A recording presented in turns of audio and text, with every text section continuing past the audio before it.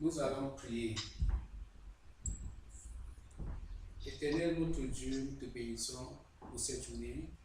Nous te rendons grâce parce que tu es Dieu et tu nous parles encore au travers de ta parole. Nous te bénissons parce que tu es le Dieu qui nous sort de l'Égypte, tu es le Dieu qui nous conduit dans le désert. Tu es le Dieu qui nous fait traverser le Jourdain et tu es le Dieu qui nous fait entrer en possession de ce que tu nous as promis. Tu es Dieu, Seigneur. Nous te disons merci pour ta grâce, merci pour ta parole en ce jour, merci pour ta bonté, merci pour ta miséricorde. Merci Seigneur parce que tu nous as créés et tu connais toutes les fibres de notre être. Tu connais là où nous allons, tu connais ce que nous traversons. Tu connais Seigneur parce que rien ne nous arrive sans que tu nous l'aies permis parce que tu es Dieu.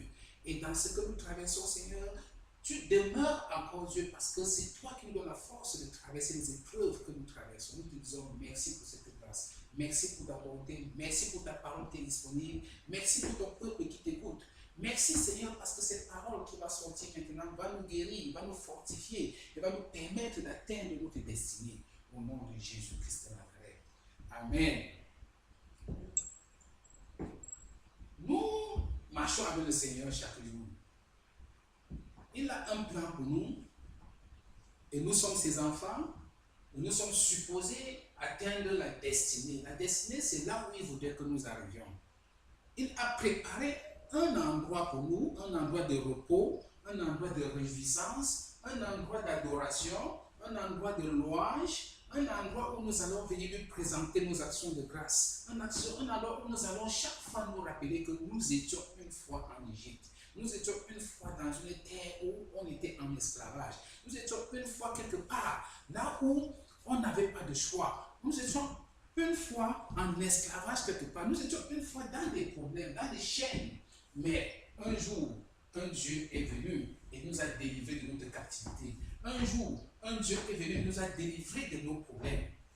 Mais, dans ce parcours dans lequel nous sommes en train de suivre un Dieu qui est esprit. Et il nous a créés en tant qu'esprit aussi, mais il nous a mis dans une chair. Il nous a mis dans une chair et il nous a donné des émotions qui nous permettent de nous réjouir de la vie dans laquelle il nous a mis. Mais il arrive maintenant que nous n'arrivons pas à faire la distinction entre nos émotions et l'esprit qui est en nous. Il nous a accordé la grâce pour nous qui sommes enfants de Dieu, qui sommes nés de nouveau, d'avoir hérité de son esprit, l'esprit de Dieu qui est en nous. Et maintenant, d'un autre côté, il y a ce qu'on appelle les émotions.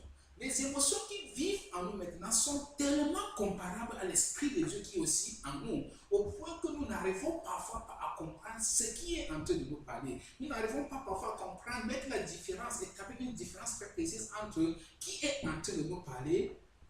Est-ce nos émotions qui nous parlent? Est-ce l'Esprit de Dieu qui nous parle? Qu'est-ce qui est en train de nous diriger à un certain moment de notre vie?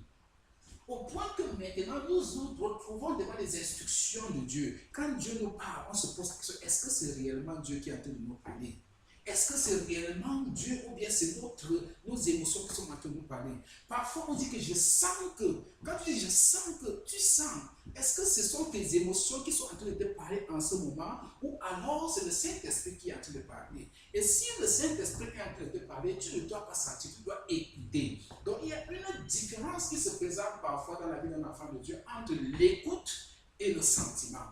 Le sentiment maintenant prête maintenant à confusion à un certain niveau parce que quand Dieu est en train de te parler, tu es en train de sentir. Pendant qu'il est en train de vouloir que tu l'écoutes, tu es en train de sentir ce que tes émotions sont en train de te raconter. Et c'est très dangereux. Parce que le diable maintenant utilise nos émotions. Il utilise ce que nous ressentons pour pouvoir nous détourner de la voie de Dieu, détourner de la voie de l'Esprit de Dieu. Mais Dieu, ce n'est pas la sa volonté. Il voudrait qu'on entretienne une communion parfaite avec lui au travers de son esprit, au point que quand il nous donne une instruction par son esprit, qu'on puisse écouter par son esprit et qu'on puisse obéir par son esprit, on se soumet par son esprit et on soumet maintenant nos émotions, on soumet notre chair maintenant à l'esprit de Dieu qui est en nous.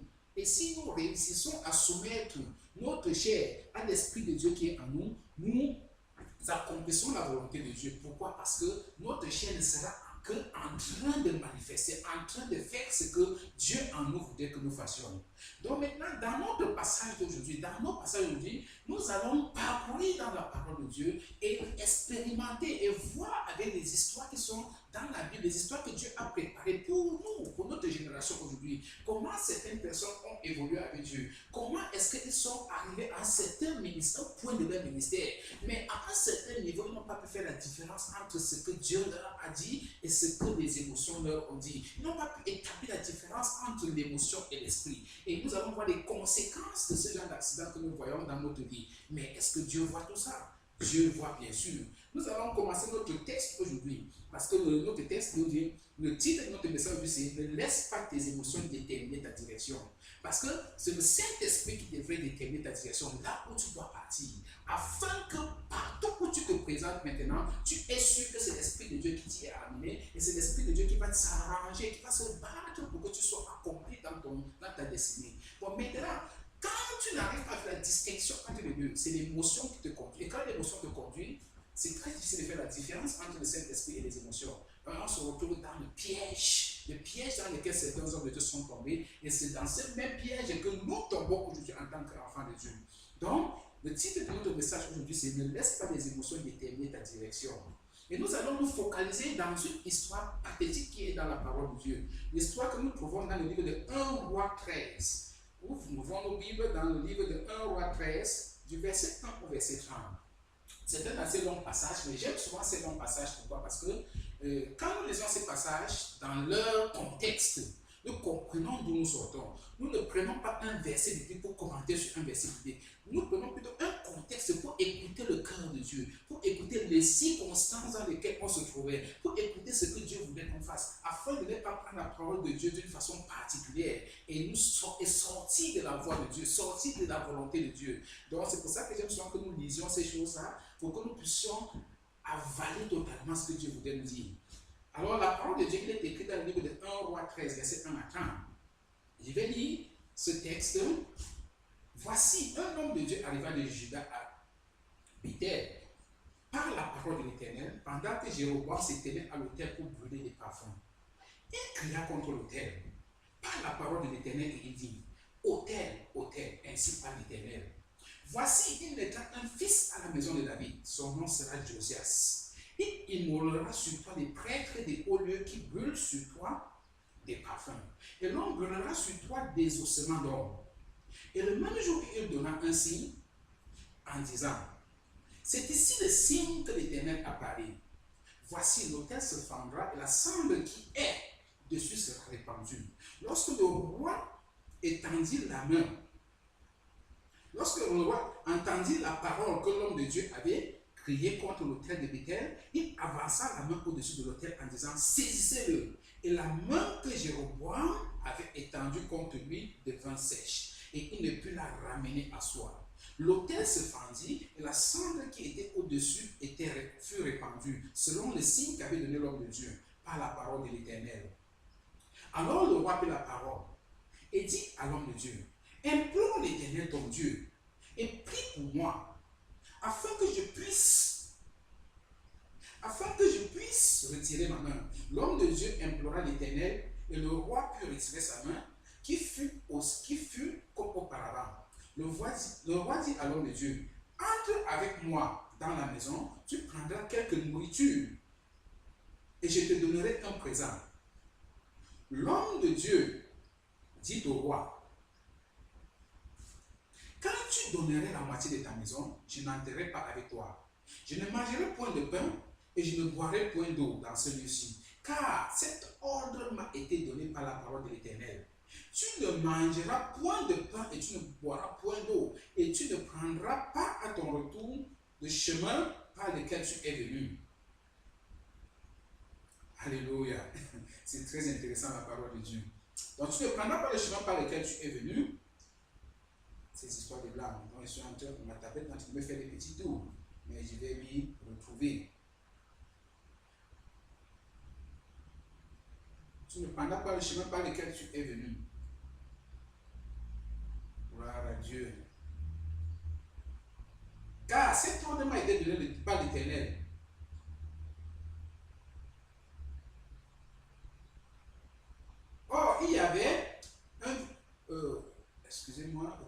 ce texte est assez long et ça me perturbe un peu parce que c'est long, mais c'est pas grave. Chemin tu es allé. Ok. Et il s'en alla par un autre chemin. Il ne prit pas à son retour le chemin par lequel il était venu à Bethel. Or, il y avait un vieux prophète qui demeurait à Bethel. Ses fils vinrent lui raconter les choses que l'homme de Dieu avait faites à Bethel ce jour-là et les paroles qu'il avait dites au roi. Lorsqu'il en eut fait le récit à leur père, il leur dit, par quel chemin s'en est-il allé? Ses fils avaient vu par quel chemin était allé l'homme de Dieu qui était venu de Juda. Et il dit à ses fils, scellez-moi l'âne. Il lui scellait l'âne, il monta dessus et il alla auprès de l'homme de Dieu et il le trouva assis sous un térébin. Il lui dit, es-tu l'homme de Dieu qui est venu de Juda? Il répondit, je le suis. Alors il lui dit, viens avec moi à la maison et tu prendras quelque nourriture. Mais il répondit, je ne puis ni retourner avec toi, ni entrer chez toi. Je ne mangerai point de pain et je ne boirai point d'eau avec toi en ces lieux-ci. Car il m'a été dit par la parole de l'Éternel, tu n'y mangeras point de pain et tu n'y boiras point d'eau. Et tu ne prendras pas à ton retour,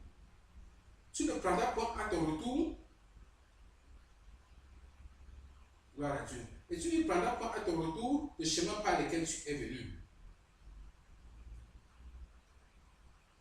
Le texte est un peu long, c'est pour ça que ça m'embête un peu comme ça.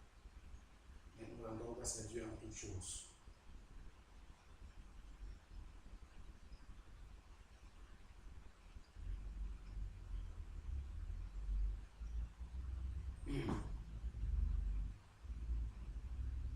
Tu ne mangeras pas de pain et tu ne prendras pas d'eau. Donc, gloire à Dieu. Où est-ce que j'étais encore? Pourquoi ce texte nous dérange comme ça? Nous rendons grâce à Dieu en toutes choses. Les diables ne peuvent pas nous empêcher de pécher la parole de Dieu.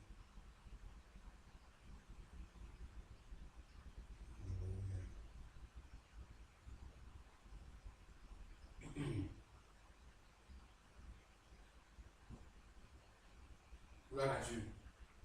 Donc, pendant que je suis en train de chercher à me retrouver dans mon texte, tu peux continuer de lire la même parole que tu as au-devant de toi. Parce que c'est la même parole que j'ai aussi au-devant de moi ici. Gloire à Dieu. Donc,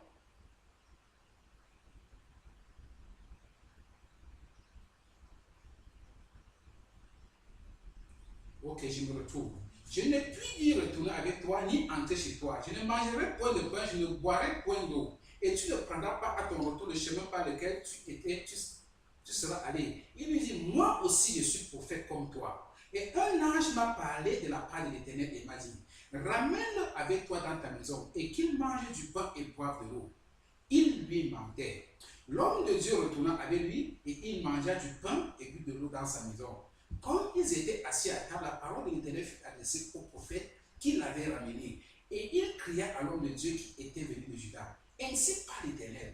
Parce que tu as été rebelle à l'ordre de l'Éternel et que tu n'as pas observé le commandement que l'Éternel ton Dieu t'avait donné, parce que tu es retourné et que tu as mangé du pain et bu de l'eau dans le lieu dont il t'avait dit, tu n'y mangeras point de pain et tu n'y boiras point d'eau, ton cadavre n'entrera point dans le sépulcre de tes pères.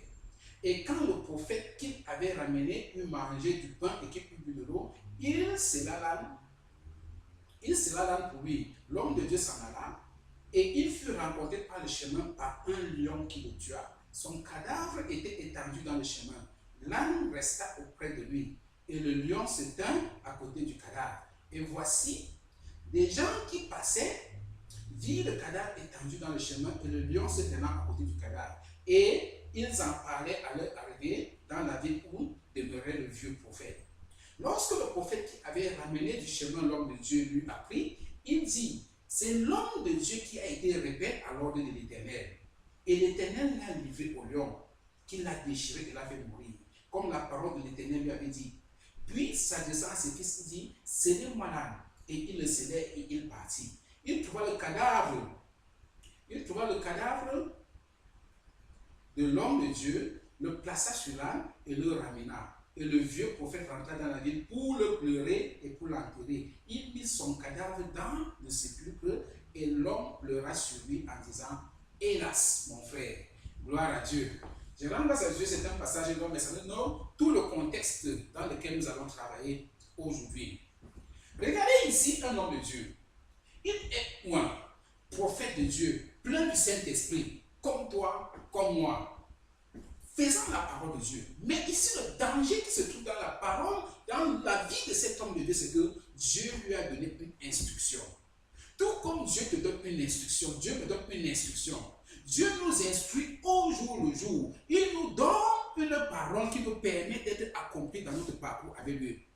Dieu nous donne chaque jour une parole qui nous permet de marcher avec lui et d'obéir à ses instructions. Dieu, à chaque seconde, est en train de te parler, est en train de me parler et nous permet, dans notre relation avec lui, de pouvoir marcher selon la conduite de son esprit. Ici, Dieu donne une mission à ce monsieur. Vas-y et prophétise contre l'autel là où Jéroboam est en train de faire des sacrifices. Au fait, en ce moment, Jéroboam était le roi. Il n'avait aucun droit d'exercer un travail sacerdotal. Il n'avait pas de droit de partir résoudre les problèmes. Au fait, il n'était pas un pasteur, il n'était pas un homme de Dieu, il n'était pas un sacrificateur, mais la qualité qu'ils avaient méprisé l'œuvre de Dieu, c'était au point qu'il tuait même les hommes de Dieu et il se présentait en tant que roi. C'est-à-dire que le pouvoir lui a donné le zèle de se présenter devant l'autel de Dieu et commencer à faire des sacrifices sur l'autel de Dieu. Alors Dieu regarde, il voit comment son œuvre est totalement détruite et il envoie un serviteur. De la même façon que Dieu peut te regarder, il voit comment son œuvre a des problèmes et il décide, Aurélie, je t'envoie en mission dans tel pays. Thierry, je t'envoie en mission au Cameroun. François, je t'envoie en mission aux États-Unis. Mais voilà les instructions que je te donne. Voici, je voudrais que tu partes et que tu accomplisses ma mission selon ces termes. Si tu donnes des termes. Quand tu arrives dans telle maison, tu fais ceci, tu fais ça. Donc, il donne des détails très précis par rapport à toi, par rapport à moi. Voilà là où je suis en train de terminer. Voilà ce que je suis en train de te demander de faire. Et ne compromets pas ta mission. Ne compromets pas ce que je voudrais que tu fasses. C'est là où Dieu nous envoie. Alors voici ce prophète qui arrive. Il accomplit exactement la parole de Dieu. L'onction de Dieu coule en lui, au point que le roi envoie la main que arrêtez-moi ce gars, qui lui donne le pouvoir de venir parler comme ça au devant du roi. Alors, il envoie la main pour le toucher. L'onction est tellement grande en lui que la main du roi sèche immédiatement. Dieu nous a investi ce pouvoir. Nous ne sommes pas appelés à aller mourir comme Jean-Baptiste, là où on va couper son cou, mettre sur un plateau d'argent. Non, ce n'est pas cette onction que Dieu a mis en nous. Il dit qu'il nous a donné un esprit de force, de courage, un esprit qui a vaincu la mort. Parce que c'est l'esprit de celui qui a ressuscité Jésus-Christ dans les morts qui est en nous. Et si cet esprit est en nous, nous n'avons pas le droit d'accepter mourir n'importe comment. C'est pour ça que même les rois, même les gouvernements ne peuvent rien au-devant de Paul, ne peuvent rien au-devant de Pierre. Parce que quand il arrive au-devant d'eux, c'est l'Esprit de Dieu qui s'exprime au-devant d'eux. De la même façon, nous sommes investis de cet esprit et nous ne sommes pas amenés à mourir comme des petits fous, à mourir comme des gens qui ne sont rien. De la même façon, voilà le roi qui étend sa main pour toucher à l'homme de Dieu. Et Dieu dit, ne touche pas à mon main. On ne touche pas à mon main n'importe comment. Sa main s'est séchée immédiatement. Dieu nous investit de cette même autorité. Si bien que quelqu'un se lève contre toi, et si tu es enfant de Dieu, tu fais la parole de Dieu, tu fais la volonté de Dieu, n'aie pas peur de celui qui va se lever contre toi. Parce que quand il va avancer sa main pour vouloir te toucher, cette main va se sécher. Et la sécheresse de la main de celui qui vient contre toi peut se manifester de plusieurs façons. Ça peut être une sécheresse financière, quelqu'un veut te toucher, il devient pauvre. Ça peut être une sécheresse même physique, cette main devient sèche effectivement. Ça peut être une sécheresse physique, ça peut être n'importe quel genre de sécheresse. Il se retrouve que dans sa vie, les choses ne marchent plus comme avant. Pourquoi? Parce qu'il a porté la main sur un loin de Dieu. Que tu es, que je suis. Alors c'est pour ça que Dieu dit, ne touche pas à mon loin. Voilà Dieu qui manifeste sa gloire. Il honore son onction qu'il a mis en l'homme de Dieu, tant que l'homme de Dieu marche selon sa parole. Mais où est le problème? L'homme de Dieu accomplit la parole et il est sur le chemin de retour. Il est en train de rentrer dans sa ville. Mais Dieu a dit, ne prends pas le même chemin, il obéit. On lui demande de présenter que Dieu a dit, ne touche pas, il obéit. Tout ce que Dieu a fait, a demandé de faire, il obéit. Jusqu'au moment où il rencontre un autre homme de Dieu. Oh, Jesus. Regardez-moi ce qui est en train de se passer. Il rencontre un autre homme de Dieu qui est par-dessus tout un prophète. Et au-delà de toute chose, un vieux prophète. Ah, c'est terrible. Alors, qui ne veut pas rencontrer un autre homme de Dieu pour partager la parole de Dieu? Pour partager ce que, frère, tu vois l'onction qui était en bas, qui était chez le roi Jéroboam, j'imagine un peu leur conversation. L'onction était grande. Frère, donc l'onction, les démons là partaient. Mais frère, les démons partaient. Mon frère t'a dit que c'était grave. Dieu s'est manifesté, Dieu s'est glorifié. Imagine un peu la conversation entre deux prophètes.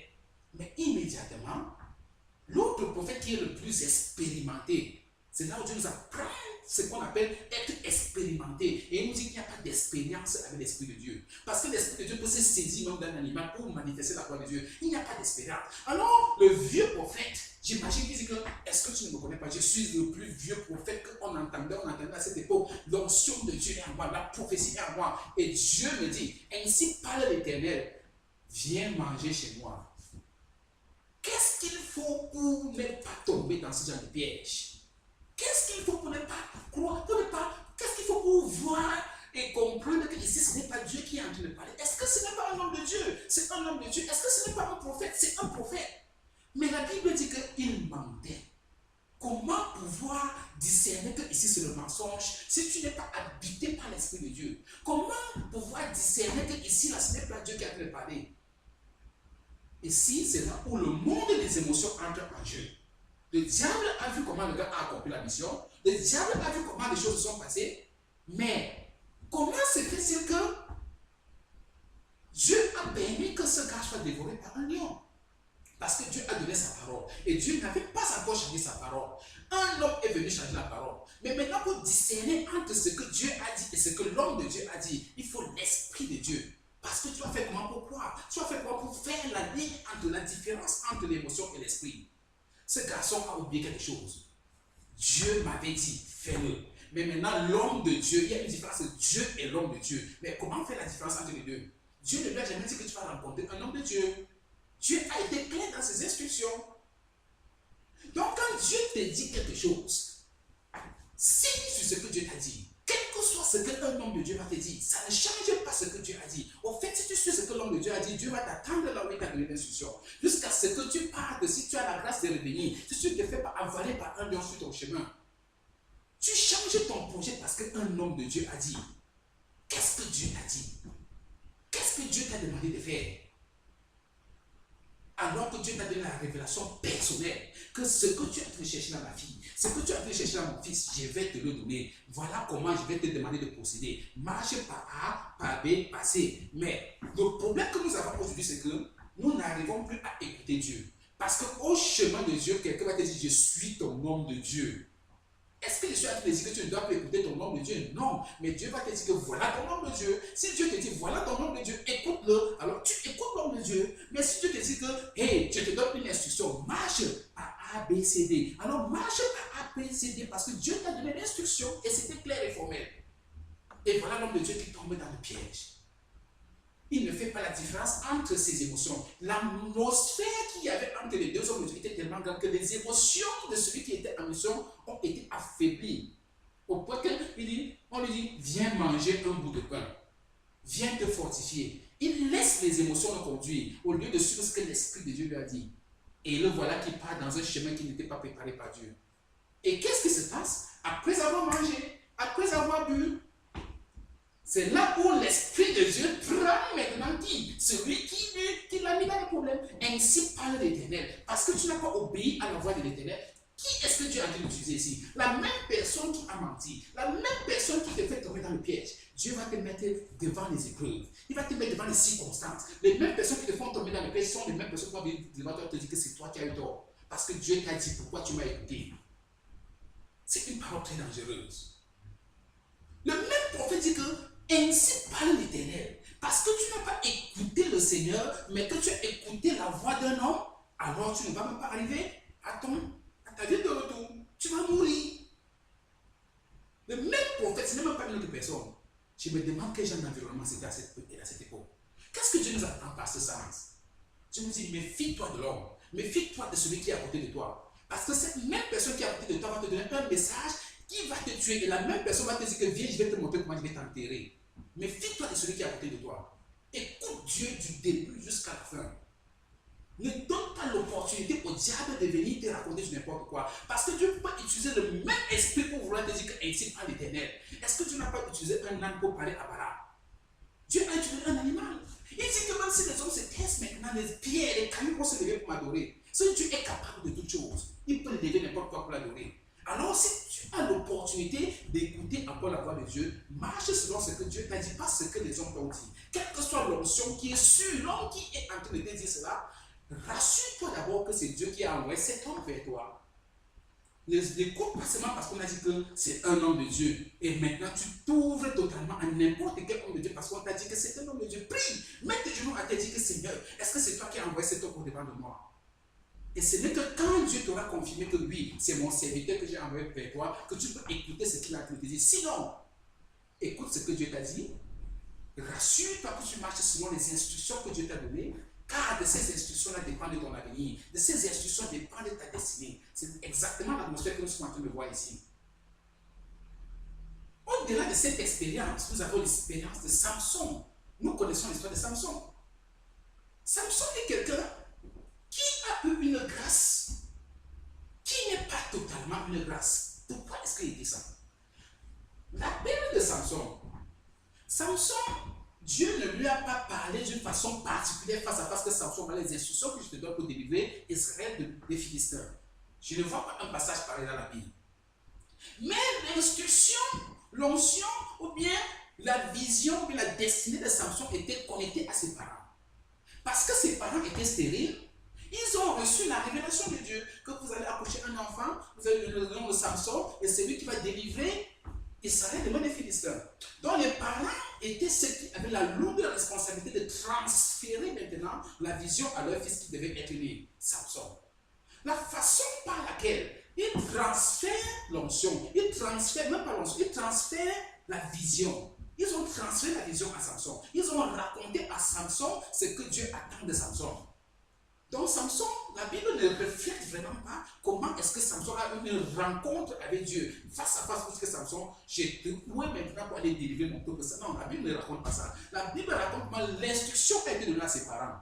C'est pour ça qu'il a eu une grâce, une certaine grâce, parce qu'il n'a pas reçu directement de Dieu, il a reçu de ses parents un transfert de vision. Bon, maintenant il reçoit la vision.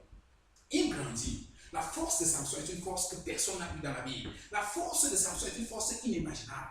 Samson est en train de faire des sorties et des entrées pour aller battre les Philistins et rentrer dans Samson chaque jour. Samson a cette onction qui a de bouillonner en lui. Samson monte, Samson descend. Tout le monde parle de Samson, tout le monde veut être avec Samson. Tout le monde veut être son ami parce que là où Samson part, il y a la victoire. Mais Samson n'avait pas appris à écouter la voix de l'Esprit de Dieu qui est en train de se manifester en lui. Au point que là où le diable voit qu'il va commencer à prendre Samson, il utilise ce que Samson fait le plus, la femme, sa propre femme. Il prend une femme. Maintenant, la femme est avec Samson chaque jour. La femme est avec Samson chaque jour. Jusqu'au jour où il organise cette fête. Et dans cette fête, il pose cette énigme, il pose cette devinette. Il dit que celui qui va trouver la devinette, je vais lui donner A, B, C, D. Regardez ce qui se passe. Méfie-toi quand ton partenaire devient subitement, commence à te poser certaines questions qui n'ont pas de sens. Ton partenaire commence à te poser des questions. Si tu investis ton partenaire pour commencer à entrer dans ta vie dans un domaine où ton partenaire ne devrait pas. Est-ce que ce n'est pas sa femme, c'est sa femme? Mais est-ce qu'il y a un piège dans ce qui a de se passer? Oui. Lisons un peu dans le livre de Juge 14, verset 15 à 18. Juge 14, verset 15 à 18. Qu'est-ce qui se passe? Le 7e jour, il dit à la femme de Samson, persuade ton mari de nous expliquer l'énigme. Sinon, nous te brûlerons, toi et la maison de ton père. C'est pour nous dépouiller que vous nous avez invités, n'est-ce pas? La femme de Samson pleurait auprès de lui et disait, tu n'as pour moi que de la haine et tu ne m'aimes pas. Tu as proposé une énigme aux enfants de mon peuple et tu ne me l'as point expliqué. Et il lui disait, je ne l'ai expliqué ni à mon père ni à ma mère. Est-ce à toi que je l'expliquerai? Elle pleurait auprès de lui pendant les 7 jours que durant leur festin. Et le 7e jour, il la lui expliqua, car elle le tourmentait. Et elle donna l'explication de l'énigme aux enfants de son peuple. Les gens de la ville dirent à Samson le 7e jour, avant le coucher du soleil, quoi de plus doux que le miel et quoi de plus fort que le lion? Et il leur dit, si vous n'aviez pas labouré avec ma génisse, vous n'auriez pas découvert mon énigme. Allez lire la fin de l'histoire. Ici, nous avons quelqu'un qui est investi de l'Esprit de Dieu. Mais le diable a trouvé un point d'entrée, la femme, c'est qui couche dans ton sein. Va lire dans le livre d'Amos, tu vas comprendre. Il dit, ne fais pas confiance à ceux qui couchent dans ton sein. Parce que c'est un venin. Est-ce que je suis en train de dire ne pas faire confiance à sa femme? Non. Est-ce que je suis en train de dire ne pas faire confiance à son partenaire? Non. Mais est-ce que je suis en train de dire que quand il arrive maintenant à écouter les instructions de Dieu, quand Dieu te parle en tant que serviteur de Dieu, en tant que servante de Dieu, c'est à toi en tant que personne, en tant que servante, en tant que serviteur qu'il est en train de parler. Ce n'est pas au couple qu'il est en train de parler. Et quand tu te mets à manifester la volonté de Dieu maintenant dans ta vie, méfie-toi. Parce que le diable peut utiliser maintenant ton partenaire pour te détourner de la voie de Dieu. Voilà l'exemple. Le diable a testé Samson à partir de sa femme. Et maintenant, la femme vient se coucher dans ses bras. Sam, si, Sam, tu ne m'aimes pas. Sam, tu dis que tu m'aimes, regarde comment tu as fait ceci. Mon peuple a pleuré à cause de toi. Oh Sam, si tu m'aimais, tu ne peux pas faire ça à mon père. Si tu m'aimais, tu ne peux pas faire ça à ma mère. Si tu m'aimais, tu ne peux pas faire ça à mes frères. Tu ne m'aimes pas. Tu te moques de ma famille. Et maintenant, Samson était tourmenté par la douceur de la femme.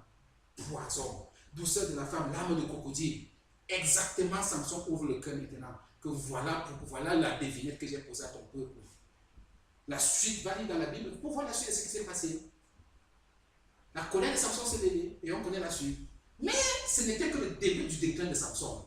Se soumettre à une femme, se soumettre à l'esprit de Dieu qui est en lui. Parce que les gens avaient lancé le dé et voir comment ça marche. Il a lancé le maïs, Samson a picoré. Il dit, hey, le gars, c'est comme maïs, ce genre de maïs. Alors nous allons augmenter maintenant la pression. Nous allons augmenter le test. Nous allons augmenter. Le diable dit que je vais augmenter maintenant le niveau de persécution. Je vais augmenter mon attaque. Je vais chercher une stratégie plus stratégique parce que je me rends compte qu'au travers de la femme, tout s'est tombé. Alors je vais monter une Dalila maintenant.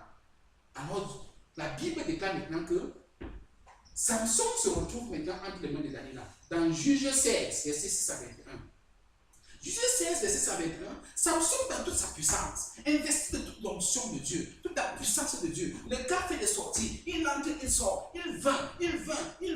Les gens se posent la question, on va faire comment pour vaincre le type ci, on va faire comment pour l'attraper. L'onction est très grande sur ce monsieur. L'onction est très grande sur ce Mathurin, sur ce Thierry. L'onction de François c'est tellement grande. L'onction d'Aurélie, on ne peut pas la maîtriser. Comment on va faire pour arrêter ça? On trouve un moyen. Quel est son point faible? Le diable vient, quel est son point faible? Attaquons-le par son point faible. Attaquons-la par son point faible. C'est la stratégie du diable. Parce que lui ne dort pas. Il cherche quels sont nos points faibles. Parce que c'est au travers de nos points faibles qu'il va nous avoir. Alors qu'est-ce qui se passe? Il se retrouve dans l'histoire d'un. Il se retrouve maintenant avec Dalila. Maintenant, ils sont avec Dalila. Un homme de Dieu investit toute son onction. Ils sont avec une prostituée maintenant. Jusque-là, Dieu ne trouve pas beaucoup de problèmes. Il fonctionne avec des principes. L'onction de Dieu ne sort pas de lui parce qu'il soit avec la prostituée. Mais le problème, c'est que Dieu lui a donné une instruction. Ton onction qui était là a des principes. Et si tu marches, tant que tu marches avec les principes de ton onction, l'onction va rester. Mais si tu sors des principes de ton onction, alors je me retire de toi. Au fait, il ne savait même pas que Dieu pouvait se retirer de lui parce qu'il n'avait jamais écouté de Dieu directement. Disons ce qui se passe. Delilah a dit à Samson, dis-moi, je te prie, d'où vient ta grande force? Et avec quoi il faudrait te lier pour te dompter? Samson lui dit, si on me liait avec cette corde fraîche, qui ne fussent pas encore sèches, je deviendrais faible et je serais comme un autre homme. Donc maintenant, il commence à jouer avec la femme. Que je fais comment pour que tu sois faible? Donne-moi un verre d'eau. On lui donne le verre d'eau. Le gars se couche. On vient, oh Samson, l'ennemi est sur toi. Il se lève, il a encore plus fort. Qu'est-ce que tu m'as menti? Oh chérie, non, tu dis que tu m'aimes, alors que tu ne fais que me dire des mensonges. Le diable avait rencontré le point faible de Samson. La femme. Tout comme ton mari. Tu te couches dans les bras de ton mari, tu ne peux plus te retenir. Même les secrets de l'entreprise, tu balances sur ton mari. Tout ce que tu ne dois pas lui raconter, tu balances. De la même façon, l'homme de son côté balance sur la femme. Parce que quand on arrive à ce domaine émotionnel, quand on arrive dans ce degré émotionnel, les émotions commencent à diriger notre destination. On oublie que Dieu nous a parlé. On commence à chier. On chie ce que Dieu a dit que c'est un secret. On commence à balancer ça n'importe comment. Et maintenant, au lieu qu'on marche sur l'esprit de Dieu, ce sont les émotions qui nous dirigent. Parce que quand tu racontes ton histoire à la femme, l'histoire qui ne devait pas être racontée à la femme, ou bien l'histoire qui ne devait pas être racontée à ton mari, il vient avec le plan B, il vient avec sa part de suggestion par rapport à ce que Dieu t'a suggéré toi-même. Et tu te retrouves dans les problèmes. C'est dans cette circonstance que Samson se trouve. Tu vas continuer de lire dans Juge 16, verset 6 à 21. La femme l'a tourmenté, jusqu'à ce que d'un jour, il ne pouvait plus supporter. Il a balancé l'histoire. Il dit que si vous coupez mes cheveux, la puissance, ma puissance est dans mes cheveux. Si tu coupes mes cheveux, je suis fini. Mais ce qui est intéressant, ce qui est très très intéressant dans ce verset, c'est vers la fin, à partir vers le verset 19 ou 21, 19 ou 20. La Bible dit, et ayant appelé un homme, elle rasa de 7 tresses la tête de Samson et commença ainsi à le dompter. Il perdit sa force et dit alors, il perdit sa force. Elle dit alors, les Philistins sont sur toi, Samson. Et il se réveilla de son sommeil et dit, je m'en tirerai comme les autres fois et je me dégagerai. Il ne savait pas que l'Éternel s'était retiré de lui. Très dangereux. Il ne savait pas que l'Éternel s'était retiré de lui. Il ne savait pas que l'Éternel s'était retiré de lui. Imagine Mathurin qui est entre les bras de la mort parce que je ne sais pas que l'Éternel s'est retiré de moi, parce que je me suis amusé à m'amuser chaque seconde avec l'onction de Dieu, avec le dépôt de Dieu dans ma vie. Je pars, je mets ça entre les mains de la prostituée, je mets ça entre les mains de celui qui n'est pas digne de recevoir l'onction de Dieu. Je me retrouve dans les mains du diable, je joue avec les diables au point que le jour que je lui balance même tout le trône de Dieu, je n'en suis même pas conscient.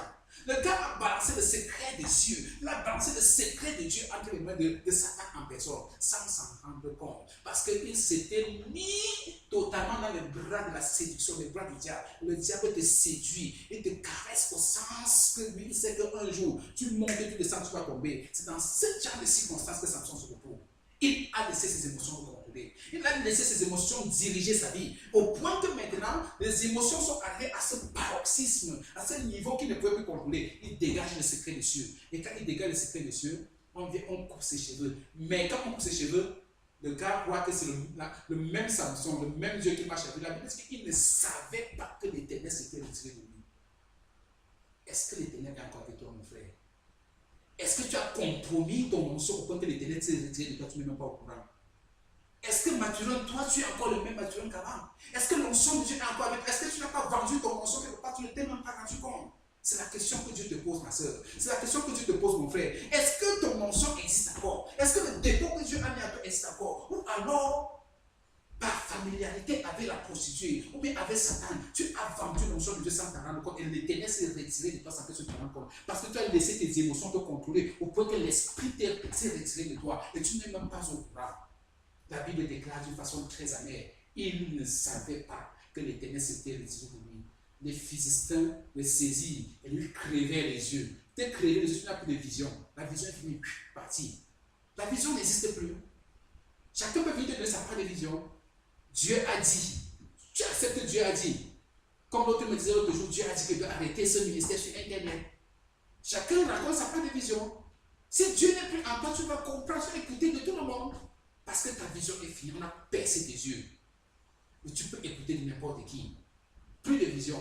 Alors, les gens sont donnés sa vision. Il lui crevait les yeux et il le fit descendre à Gaza. Quand on te fait tes yeux sont crevés, tu as encore le contrôle. Les autres ont ta vision. On te tire maintenant en prison à Gaza.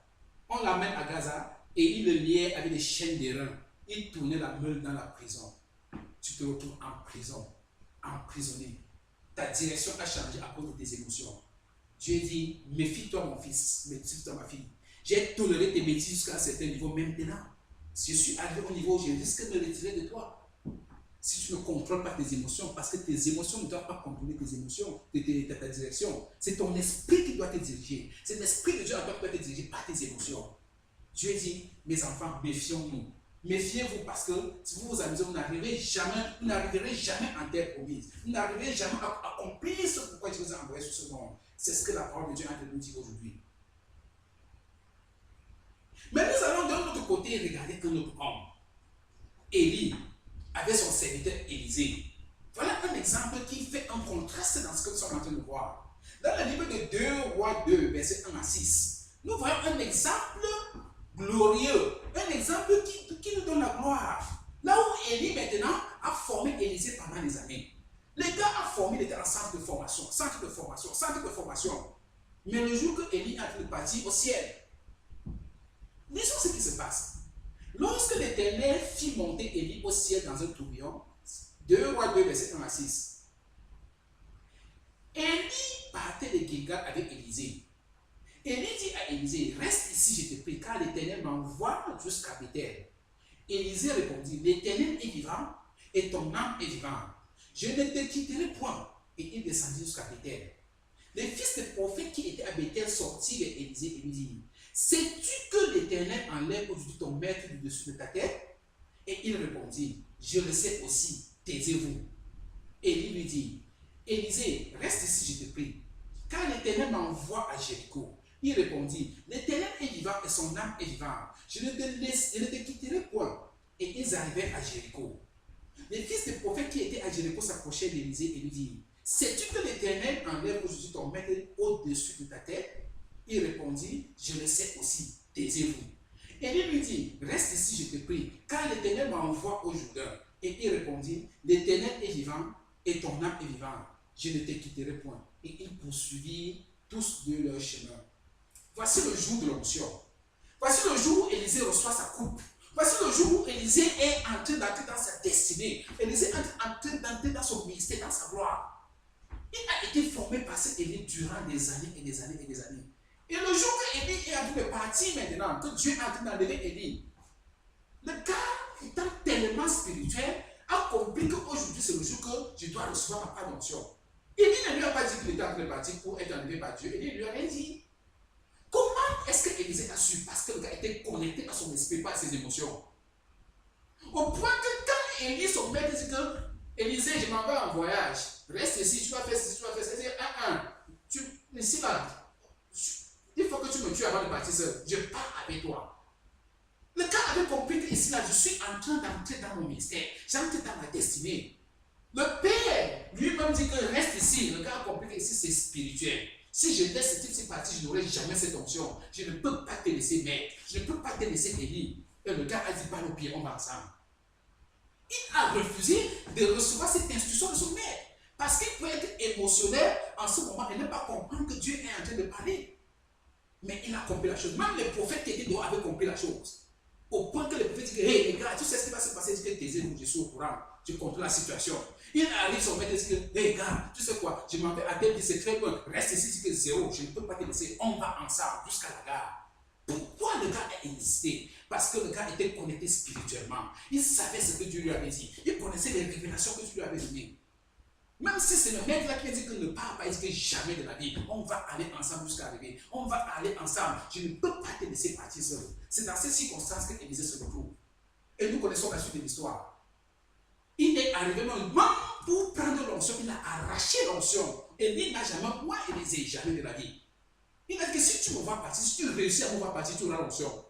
Le gars est resté spirituellement scotché jusqu'à ce moment. Dieu nous apprend quoi ici? Il dit, laisse les émotions tranquilles, suis mon esprit. Mon esprit te conduit là où personne ne peut te conduire. Là où on va te dire que ne passe pas, c'est là où mon esprit va te conduire. C'est ce que tu vas te dire.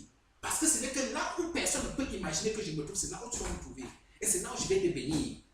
Je t'attends dans ton Jéricho, je t'attends dans ton Gilgal, je t'attends dans ton Bethel. Est-ce que tu sais que Dieu t'attend quelque part? Comment tu vas faire pour savoir que Dieu t'attend quelque part si tu ne peux pas te connecter spirituellement à Dieu pour savoir où il t'attend?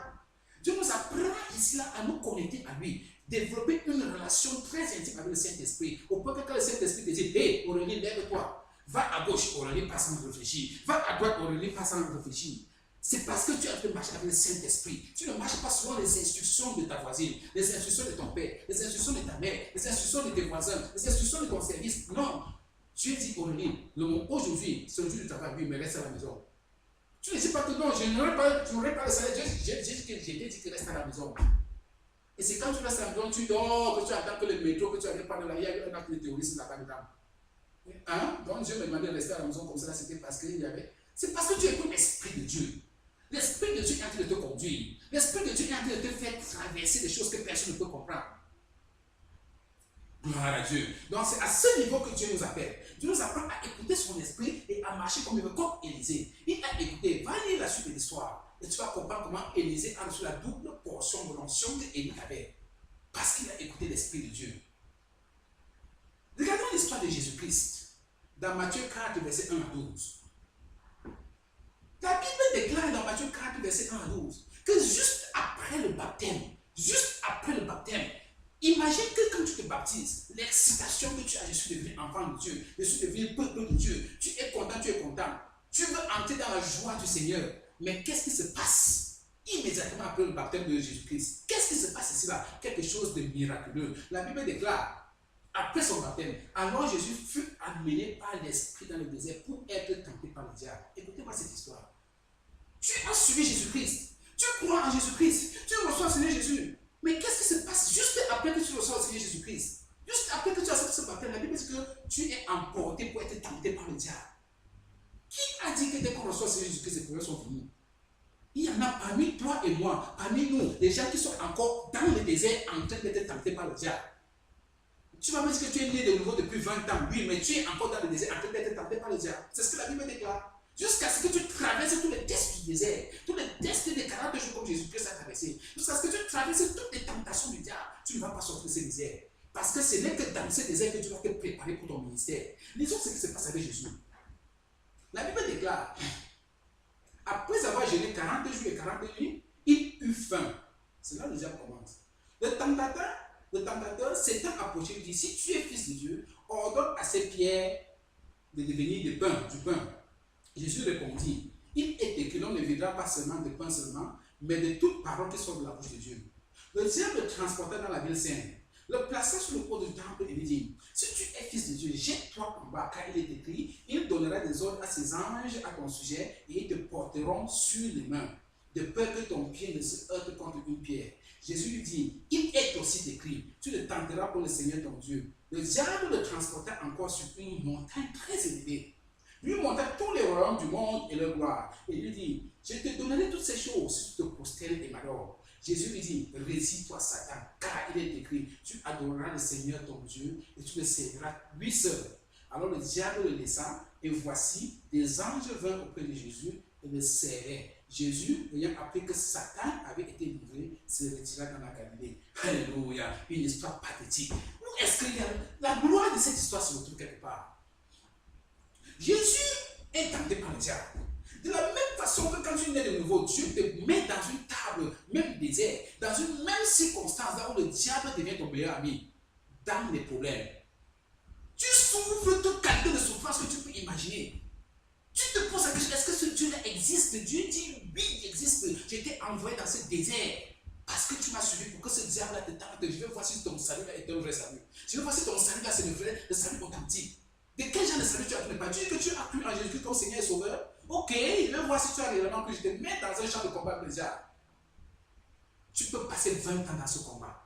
Tu ne t'en sors pas. Tu peux mourir dans ce combat et partir au paradis. Regarde ce qui s'est passé dans la vie du prophète qu'on a vu en haut. Il est mort. La Bible dit que quand on l'a enterré, on a dit, hélas, frère. On dit, ouais, c'était un bon frère. C'était un bon frère. C'était une bonne sœur. Mais tu meurs, tu vas au paradis, tu es d'abord mort. Tu es d'abord mort. C'est ce que la Bible nous déclare. On l'a enterré, ce prophète. Il veut dire, hélas. C'est tout ce qu'on peut dire. Oh, dommage. Une bonne sœur comme ça. Un bon frère comme ça. C'est ce que les gens disent. Mais tu es mort. Tu es déjà parti. Même si on fait des témoignages sur ton monde, tu es déjà parti. Nous pouvons mourir dans notre désert et partir au paradis. C'est ce que Dieu nous dit ici. Mais Jésus, après avoir fait 40 jours, le diable, il sait comment il va te toucher. Il sait comment il va t'approcher dans tes émotions. Tu as faim, c'est dans les émotions que tu sens la famine. Tu as faim. Est-ce que tu cherches le travail depuis longtemps? Ok, si tu passes par ici, vous connaissez l'histoire, les tentations par lesquelles je suis en train de traverser ce jour. Si tu passes par moi, tu auras le travail. On te poste une personne qui va te miroiter le monde entier. Si tu fais ceci, tu compromets ta foi. Et comme ma femme me dit bien, on veut que tu vendes ton Jésus là moins cher. Effectivement. Donc on veut que tu vendes ce salut moins cher. Par un bout de pain. On te place sur le royaume. Tu veux quel genre d'emploi? À condition que tu me partages ton cœur. À condition que tu me partages ta vie. C'est comme ça que le diable va venir. Parce qu'il sait ce que tu veux. Il connaît tes faiblesses. Il connaît tes émotions. Il sait que tes émotions sont au plus bas niveau. C'est là où il te dit que hey, j'ai une solution. Cours chemin. Cours chemin. Mais Dieu attend de nous que quoi? Résiste. Résiste mon frère. Résiste ma soeur. Ça va te coûter la chair. Ça va te faire mal. Mais il dit résiste. Ne t'abandonne pas. N'abandonne pas ce combat. Résiste jusqu'à la fin. Car le diable mettra quelques-uns d'entre vous en prison pour 10 jours. C'est ce que dit Apocalypse 2, verset 10. Pour 10 jours, résistez jusqu'à la mort et je te donnerai la couronne de vie. Et j'ai toujours dit qu'il ne s'agit pas d'une mort physique toujours. Résistez pas jusqu'à ce que ce diable la meure. Résistez jusqu'à ce que ce démon s'enfuit. Et tu auras la couronne de vie. Voilà Jésus qui résiste. Il résiste. Il résiste la parole de Dieu. Il dégage la parole de Dieu. La parole de Dieu. Dans ton désert, c'est là où tu apprends la parole de Dieu. Dans ton désert, c'est là où tu dis au monde, tu montres au diable que la parole de Dieu, je la maîtrise. C'est dans ton désert que tu dois apprendre la parole de Dieu. Tu viens de recevoir le Seigneur Jésus-Christ. Tu viens d'être baptisé. Tu viens d'entrer dans son royaume. Tu vas faire comment connaître ce Dieu si tu ne passes pas par le désert? C'est dans le désert que Dieu a passé 40 ans à former son peuple à le connaître quand ils sont sortis d'Égypte. Dans le désert. Le désert, c'est là que tu apprends à connaître ton Dieu. Tu apprends à connaître ton Dieu. Donc les 40 ans, les 42 jours de Jésus-Christ dans le désert, c'est une figuration. C'est une façon de montrer que quand tu sors, tu acceptes ce Dieu, tu acceptes ce Jésus. Il faut que tu passes dans le test, tu passes dans le feu, tu passes pendant 40 jours, tu passes pendant 40 années, tu passes pendant 40 semaines, tu passes pendant le temps que tu vas passer dans ce désert jusqu'à ce que tu comprennes la voix de Dieu, que tu comprennes la différence entre le pain de Dieu et le pain de Satan. Tu comprends la différence, tu fais le discernement entre ce qui est juste et de ce qui n'est pas juste. C'est là où Dieu nous amène. Tu fais la différence entre écouter ton esprit et écouter tes émotions. Tu fais la différence entre écouter ce que le diable te dit et ce que Dieu te dit. C'est ce que Jésus nous apprend ici, là, dans ce désert. Et il est écrit, écoutez très bien. C'est quand il a réussi à s'en sortir dans son test. La Bible dit que quand il a réussi à chasser Satan, que les anges viennent pour le servir. Les anges sont prêts à entrer dans la vie de quelqu'un d'entre nous. Les anges sont prêts à rendre ministère à quelqu'un d'entre nous. Parce que tu as resté jusqu'à la fin. Les anges sont déjà là. Parce que tu as résisté jusqu'à la fin. Dieu est en train d'envoyer ses anges maintenant vers toi. Pour que tu sortes de ton désert maintenant et tu entres dans ton ministère. C'est quand Jésus a résisté jusqu'à la fin que les anges sont venus maintenant se soumettre à lui pour le servir. Dieu a déployé les anges pour toi. Dieu a déployé les anges pour moi parce que nous avons traversé ce désert avec fidélité. Nous avons traversé ce désert avec fidélité et nous sommes au point de sortir du désert. Les anges sont en train d'être déployés maintenant pour nous conduire dans notre ministère, pour nous conduire dans notre terre promise. As-tu compromis ta foi dans le désert? Répands-toi. Il ne se fait pas tard. Répands-toi, dis Seigneur, j'ai chié dans le désert, j'ai chié sur moi-même. Pardonne-moi, lave-moi, accorde-moi une seconde chance pour que Dieu te restaure dans ta bêtise et te permette de finir tes épreuves dans le désert afin de pouvoir être servi par les anges qui sont prêts à être relâchés pour te conduire dans ta terre promise. Tu as trop pleuré. Il est temps que Dieu te sorte maintenant de ton pleur, de tes pleurs. Il est temps que Dieu te sorte maintenant de ton désert. Il est temps que Dieu te sorte de là, mais il ne te sortira pas de là si tu n'as pas achevé ton test avec le diable. Parce qu'il t'a envoyé dans le désert pour être tenté par le diable, pour être éprouvé par le diable. Et il nous confirme dans le livre de Deutéronome 8, verset 2, où il dit: souviens-toi de tout le chemin que l'Éternel, ton Dieu, Deutéronome 8, verset 2, souviens-toi de tout le chemin que l'Éternel, ton Dieu, t'a fait faire pendant ces 40 ans dans le désert, afin de t'humilier et t'éprouver, pour savoir quelles étaient les dispositions de ton cœur et si tu garderais lui ou non ses commandements. C'est clair. On n'a pas besoin de prêcher là-dessus. Tout ce qui t'est arrivé jusqu'à présent, ma soeur, tout ce qui t'arrive jusqu'à présent, mon frère, c'est pour t'éprouver, pour voir quelles sont les dispositions de ton cœur. Est-ce que tu dis que tu crois là, tu as vraiment cru? C'est la question que tu es en train de nous poser. C'est pour ça que nous traversons ce feu. Nous traversons ce feu parce que Dieu veut savoir, il veut nous épurer, il veut nous purifier, il veut savoir si non, on n'a pas fait une confession pour plaire aux gens. C'est pour ça que nous traversons ces épreuves jusqu'à ce que nous ayons traversé, nous avons bu toute cette coupe. Nous avons bu toute cette coupe, nous avons traversé. Quand nous allons traverser tout ce feu, nous serons purifiés comme de l'or. Et les anges vont venir nous servir. Et ces anges sont en train de frapper à ta porte, mon frère. Ces anges sont en train de frapper à ta porte, ma soeur. Redis seulement, prépare-toi. Prépare-toi seulement. Ce que tu faisais avant, tu pouvais encore empêcher que ces anges n'arrivent. Dégage ton chemin maintenant. Dégage ton chemin. Ne laisse pas que tes émotions te fassent écouter le diable qui te dit que tu as trop souffert. Tu as trop souffert et puis ça fait quoi? Pourquoi le diable va venir te dire que tu as trop souffert? Est-ce que toi, Dieu ne sait pas que tu as souffert? Pourquoi il va venir te rappeler que tu as souffert? C'est parce qu'il sait que ta couronne est en train d'arriver. Il te rappelle que tu as souffert parce que ta couronne est là. Alors ne te laisse pas prêcher par tes émotions. Ne te laisse pas prêcher par tes âmes, par ta chair. Mais résiste. Résiste jusqu'à la fin. Parce que le meilleur est en train d'arriver. Dieu a mis le meilleur au devant de nous. Et il faut qu'à la fin, que tu puisses dire, comme l'apôtre Paul, dans 1 Corinthiens 9, verset 16 à 26.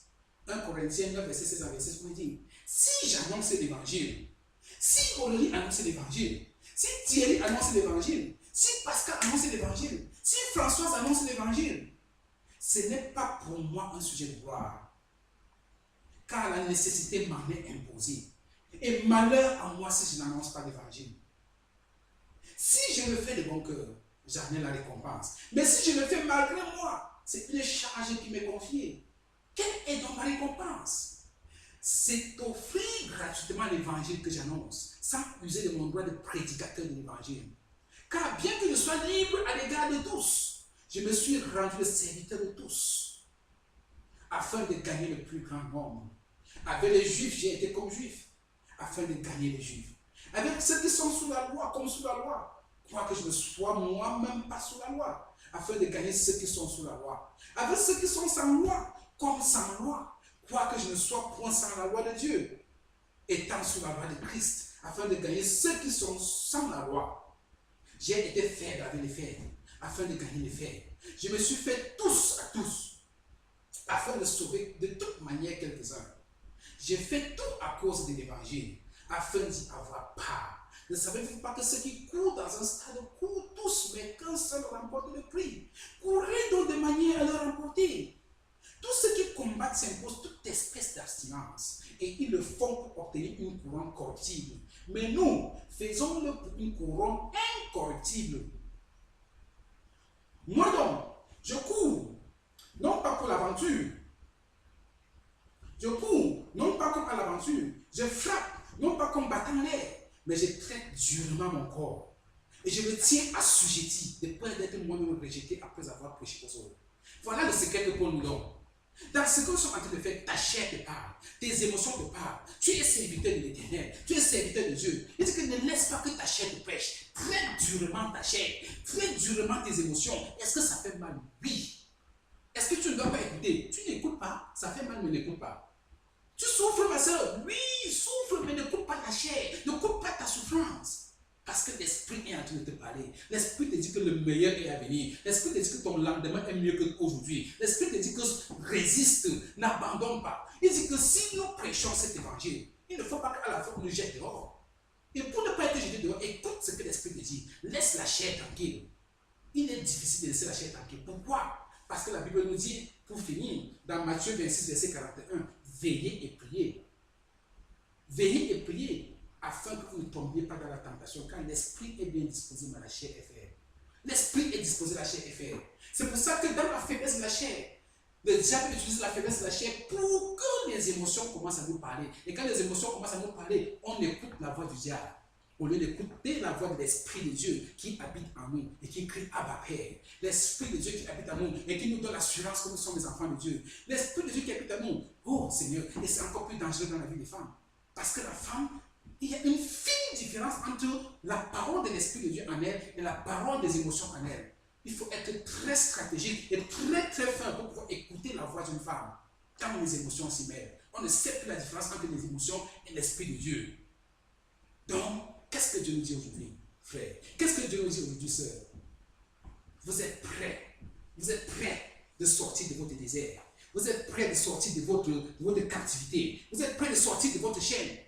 Mais vous ne pouvez vraiment pas sortir de là si vous n'avez pas terminé le dernier test. Un dernier test entre de t'attendre. Un dernier test entre de m'attendre. Il faut réussir ce test. Parce que quand tu auras réussi ce test, ça va ouvrir le rideau et les anges viendront du ciel. Les anges viendront du ciel envoyés par le Père pour me soutenir, pour me porter d'une façon glorieuse dans ce ministère que Dieu m'a accordé. Est-ce que tu crois que tu es dans ce ministère? Le meilleur ministère reste à venir. C'est pour ça que nous pouvons lever les mains vers lui maintenant et dire Seigneur, nous te disons merci pour ta parole. Merci parce que tu nous as encore enseigné. Merci Seigneur parce que tu nous donnes l'assurance que le lendemain est meilleur qu'aujourd'hui. Merci pour ta parole qui a été prêchée aujourd'hui. Merci pour ton peuple qui t'a écouté. Merci Seigneur parce que tu nous enseignes Seigneur comment nous pouvons contrôler nos émotions et laisser ton esprit nous guider. Merci parce que, oh, la gloire, même comme nous avons péché contre toi en écoutant nos émotions, tu es le Dieu qui nous pardonne. Et dès que nous revenons à toi pour prier, nous revenons à toi pour te demander pardon, tu nous écoutes et tu nous purifies de toute iniquité. Et tu nous permets de continuer le combat, Seigneur. Tu nous permets, Seigneur, de finir cette épreuve dans le désert. Oh Seigneur, nous te disons merci parce que tu as déjà déployé des anges pour nous servir et nous amener dans ce ministère glorieux que tu as préparé pour nous. Nous lèvons les mains vers toi, Seigneur, et nous te disons merci parce que ta parole est vraie et elle s'accomplit dans notre vie. Au nom de Jésus-Christ de Nazareth. Amen.